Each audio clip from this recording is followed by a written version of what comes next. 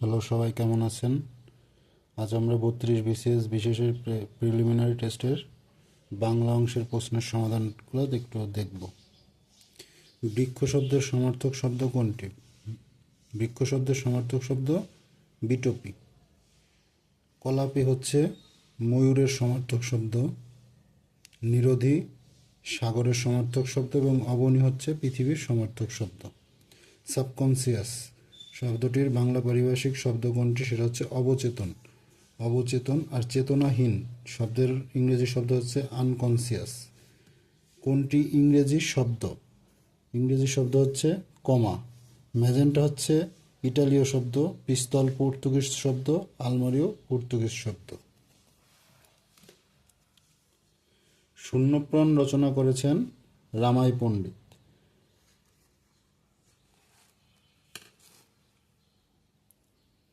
কোন শব্দ গঠনে বাংলা উপসর্গ ব্যবহৃত হয়েছে?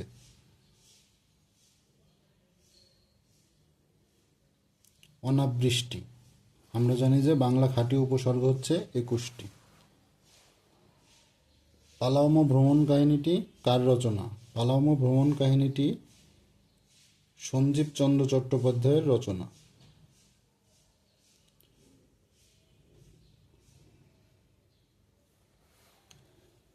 আলো ছায়া পদটি কোন সমাসের অন্তর্গত? আলো ছায়া পদটি দ্বন্দ্ব সমাস। আলো ও ছায়া যে সমাসের উভয় পদই প্রাধান্য পায় তাকে বলা হচ্ছে দ্বন্দ্ব সমাস। কোনটি সাধিত শব্দ নয়? এটা হচ্ছে গোলাপ, কারণ আমরা জানি গোলাপটা হচ্ছে মৌলিক শব্দ। দিবারাত্রির কাব্য কার লেখা উপন্যাস? দিবারাত্রির কাব্য মানিক বন্দ্যোপাধ্যায়ের লেখা উপন্যাস। তার রচিত আরও উপন্যাস হলো জননী, পদ্মা নদীর মাঝি, পুতুল নাচের ইতিকথা। কাজী নজরুল ইসলাম রচিত গ্রন্থ কোনটি? কাজী নজরুল ইসলাম রচিত গ্রন্থ পদ্মগোখরা। পদ্মরাগ হচ্ছে বেগম রোকেয়া সাখাওয়াত হোসেনের রচিত। পদ্মাবতী কাব্যের রচয়িতা কে? কবি আলাওল। আনোয়ারা গ্রন্থটি কার লেখা? আনোয়ারা গ্রন্থটি মোহাম্মদ নজিবুর রহমানের লেখা, 1914 সালে।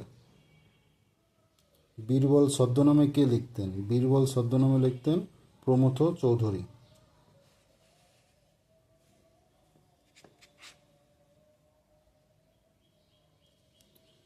কোনটি শুদ্ধ বানান? এখানে হচ্ছে আকাঙ্ক্ষা, সরিয়া কয়াকে রেখা উমৈক্ষীয় আকার, এটা হচ্ছে শুদ্ধ বানান।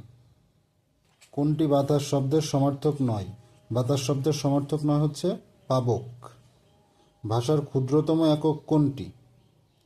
ভাষার ক্ষুদ্রতম একক হচ্ছে ধ্বনি।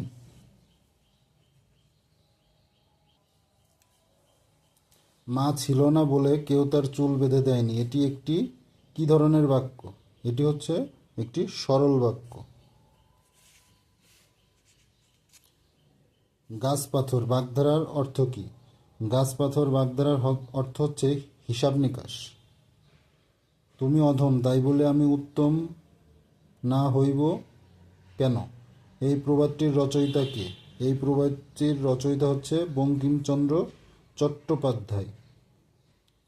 তিনি তার কপালকুণ্ডলা উপন্যাসে এই উক্তিটি লিখেছেন। ভাষা আন্দোলন বিষয়ক উপন্যাস কোনটি? ভাষা আন্দোলন বিষয়ক উপন্যাস হচ্ছে আর এক ফাল্গুন, যে জহির রায়হান রচিত। মুক্তিযুদ্ধ নির্ভর রচনা কোনটি? মুক্তিযুদ্ধ নির্ভর রচনা হচ্ছে 71-এর দিনগুলি।